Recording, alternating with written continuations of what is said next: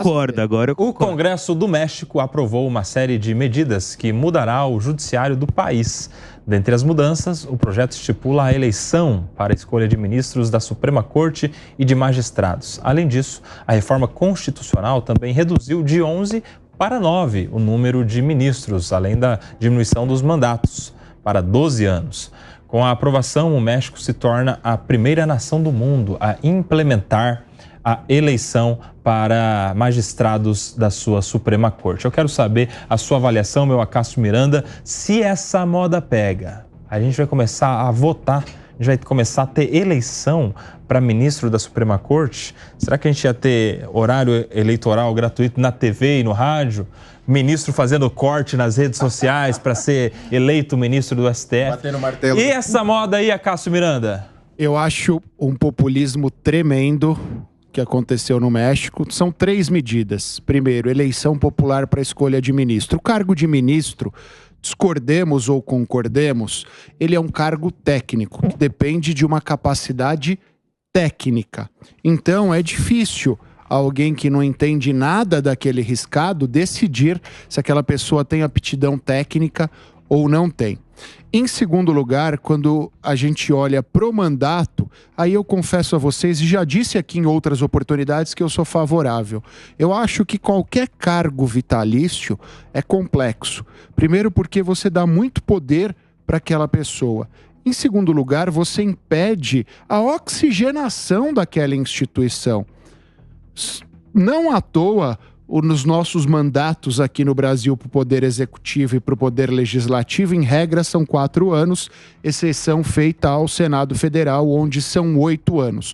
Do contrário, nós temos mandato. Então, eu sou favorável aos mandatos. Eu acho que uma medida como essa do México é uma medida que, no final das contas, não vai resolver os problemas que levaram a essa discussão e só vai contribuir para que malucos de toda a ordem acabem integrando o judiciário daquele país e aquela confusão que já existe aumente ainda mais. E uma coisa a mais ainda, Cássio, vai dar espaço para o crime organizado financiar as campanhas dos juízes, porque não é só o Supremo, são todas as esferas de juízes.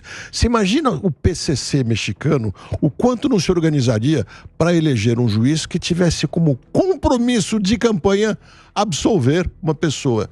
A diferença entre um político, entre um deputado, um senador e um juiz é que o juiz decide a vida, o caso, os destinos de cada uma das pessoas que esteja num processo que passe na sua mesa.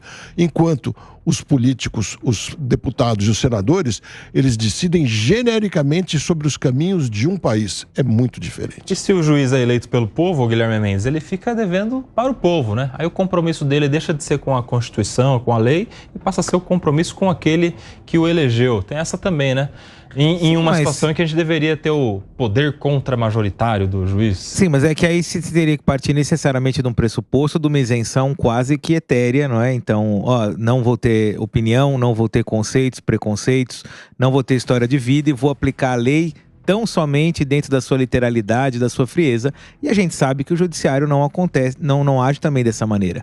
Volto aqui a citar, uma vez na linha de frente, falei, leitura obrigatória para quem gosta de discutir assuntos do judiciário, o juiz e a sentença, a professora Lídia Reis de Almeida Prado. E lá ela diz isso, que a convicção do juiz, ou a livre convicção, que é inclusive um preceito constitucional das decisões, ela é formada com base em várias coisas, inclusive os seus valores primeiros, a sua origem familiar, a sua origem social. Então essa escolha também não é tão isenta. Vocês estão colocando aqui só o lado ruim dessa medida.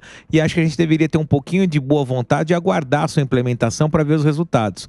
Uma das questões primordiais dentro de um sistema de solução de conflitos é a parte ou as partes envolvidas aceitarem a entrega da justiça, se sentirem justiçadas. Ou seja, o resultado que me foi ofertado é um resultado que acalma a minha alma, acalma o meu espírito, eu aceito que foi a melhor solução. Nesse sentido, talvez uma comunidade escolher o seu julgador, aliás, como acontecia na própria Grécia, em outras sociedades em que você não havia o concurso público como forma de ingresso. O ancião, aquele mais experiente, aquele mais vivido, era aquele chamado para resolver os conflitos de uma determinada coletividade. Muito acontece hoje também dentro da religião judaica com os rabinos. Ou seja, as partes que têm ali um conflito aceitam aquela solução porque aquela pessoa que foi designada para resolver o conflito tem uma legitimidade. Isso é uma forma de se ver um sistema de justiça. Eu não seria, acho que todas essas ponderações dos meus colegas são pertinentes, essas são as distorções. Pode haver financiamento? Pode. Pode haver vinculação à entrega do eleitor? Pode. Pode haver campanha? Pode. Mas também existe um outro lado que acho que a gente só vai conhecer na hora em que o sistema for experimentado. Acho e se for o caso, certo, é isso? Pode dar certo, é claro que sim, porque veja, a experiência anterior de solução de conflitos dentro do judiciário passava por isso. A legitimidade de quem vai decidir o meu destino. Eu reconheço naquela pessoa a sabedoria, eu reconheço o senso de justiça, eu reconheço nela a imparcialidade, eu reconheço a isenção. Se eu reconhecer esses atributos, provavelmente eu vou aceitar com mais, como me falta a palavra aqui, não é sabedoria, mas com mais tranquilidade, essa é a palavra, aquela decisão que me for imposta. Como o Diogo bem falou, um juiz é aquele que determina a vida de uma determinada pessoa num momento. Ele pode sim determinar liberdade, determinar vida em família, determinar perda de patrimônio. É uma função extremamente importante e as pessoas têm que acreditar naquele que vai decidir a vida delas. Seria interessante o juiz dar tranquilidade para a maioria, coitada da minoria nesse caso aí, quando tiver uma questão sendo julgada, né, meu querido? Fala lá, Gui, essa é uma outra questão. Eu acho que por uma questão de memória ali faltou o caso dos Estados Unidos. Os Estados Unidos, tem, né? Onde os juízes são eleitos. Só os membros lá, há uma questão que vale a gente frisar. Nos Estados Unidos, só os membros da Suprema Corte não são eleitos. Agora, desde o juiz de piso até os tribunais recursais, eles são todos eleitos. A campanha, a disputa de votos, a formação de grupos políticos para que eles alcancem aquele cargo. E é até importante reparar, se vocês olharem para os governadores dos Estados Unidos, dos 50 estados norte-americanos, uma boa parcela destes governadores são ex-procuradores gerais. Hoje, judiciário menos, mas especialmente o Ministério Público nos Estados Unidos, onde a Kamala, eleição... a Kamala, candidata a presidente, Eu ia chegar no caso dela. Hoje, os procuradores, onde há eleição também, virou um trampolim para que o sujeito vire depois senador, governador e até pré-candidato ou candidata à presidência da República. Eu quero saber a opinião dos colegas aqui, esse negócio de eleger o ministro da Suprema Corte, lá no México está indo adiante, quero saber o que vocês avaliam disso, se isso daria certo no Brasil ou não, João Belucci. Veja, Kobayashi, eu sou bastante favorável a essa medida. Eu lamento a forma que ela surgiu, porque o México hoje é considerado um narco-estado. Então você tem muitas camadas nesse tema. E conforme o Acácio colocou, você tem isso já nos Estados Unidos, o que é muito salutar. O grande problema nos Estados Unidos é que você tem grandes globalistas como George Soros financiando a campanha dessas pessoas que têm essa mentalidade de extrema esquerda, de desencarceramento em massa, que não denunciam pequenos crimes, né? Tem estados que você tem até uma quantidade de dinheiro, de dólares, em que você já pode praticar furtos e roubos e você não é indiciado. Então eu lamento que isso aconteça. Agora, o que é importante que aconteça, que vai acontecer no México, é que fica um laboratório para nós. O próprio Guilherme colocou isso, é importante para a gente saber se vai dar certo na prática ou não. Como eu disse, várias camadas. Você pode ter o financiamento da campanha por pessoas que têm outros interesses, enfim. Mas é importante que a gente saiba o que o juiz pensa. Um outro ponto que eu vejo aqui no Brasil, que é uma incongruência na minha visão, é o chefe do executivo nomear juízes. Para mim isso é até mais grave. Ele nomeia juízes que depois vão julgá-los, nomeia juiz para o Tribunal de Contas, que depois vão aprovar as contas dele. Então você tem múltiplas facetas aí para analisar. E o outro ponto que eu também discordo que existe no Brasil é o tal do quinto constitucional, em que 1/5 dos juízes é oriundo da advocacia, do Ministério Público, sem experiência alguma na magistratura. Você é contra o quinto constitucional? Contra o quinto constitucional, sendo advogado, eu sou contra que ele exista. Acho que tem que ser só juízes de carreira e que o executivo não possa indicar juízes, porque isso contamina bastante o Poder Judiciário, na minha visão. E o seu, meu querido Davi? Meu querido Koba, eu não sei se eu sou contra essa questão das eleições, não, sabe? Acho que tem que ser como o Guilherme disse aqui, tem que ser um sistema testado. não sei se valeria aqui no Brasil, dada a imaturidade política aqui. Bom, a sessão da Suprema Corte ia começar a ser igual a sessão da Câmara. Peruca, tapa na cara. Mas só para complementar, mas mais ou menos é o que está acontecendo aqui. A gente está aqui todo santo dia falando da politização do Poder Judiciário.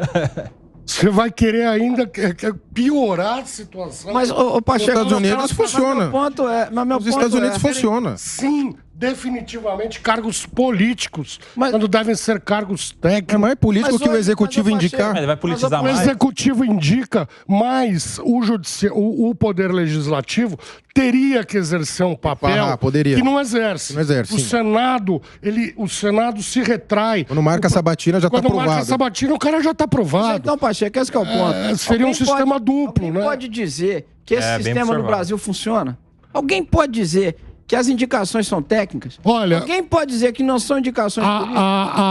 Claro então, que não podem. A Suprema Corte é uma corte técnico-política. Então, há uma indicação, sim, técnico-política por parte do presidente da República, que deveria essa indicação ser submetida. Ela é submetida, mas é só para ritos e formas. Lula indicou ministro e advogado ao dele. Senado, você nunca teve um ministro. Teve um ministro que foi indicado pelo Getúlio Vargas, que não foi aprovado, mas o cara era médico. O cara não tinha nem formação em direito. Aí ele não foi aprovado pelo Senado. Do resto, aliás, ele entrou e saiu 2 meses depois. Mas o resto, todos foram aprovados na história do país. Então isso quer dizer, é uma coisa que não funciona porque os senadores não exercem o papel. Eu não estou dizendo. Agora você todo mundo com medo, né? Os caras têm um monte de processo aí na Suprema Corte. Nelsinho, porque aí você foi no ponto. Aonde fica, se você tiver juízes eleitos, porque o judiciário é o último garantidor da democracia. Aonde fica o direito da minoria se você tiver juiz eleito? Pois é. Mas o que nós estamos vendo... Todo mundo pediu. Vamos lá, um de cada aqui. Mas todo mundo rapidinho, tá bom? Vamos lá. A gente falou bastante sobre Constituição hoje. A Constituição, ao fim e ao cabo, é um instrumento político de regulamentação da sociedade. E os americanos têm tão clara essa concepção, eu disse, vale repetir, lá só a Suprema Corte não tem eleição direta, para que o presidente da vez, em abrindo uma vaga, indique alguém que tenha capacidade técnica, mas alinhado à sua visão de sociedade e de mundo. Quando a gente olha para o judiciário de piso e as eleições do judiciário de piso lá, eles têm uma concepção que alguém vai ser eleito porque é alguém daquela comunidade, daquela sociedade, que conhece o dia a dia e entende capacidade jurídica, vai ser escolhida por seus pares. Quando a gente traz para essa discussão, o judiciário é político, O Federalista, um livro que foi escrito pelos autores da Constituição Americana, que tem 200 anos. Ele fala exatamente isso sobre as Supremas Cortes.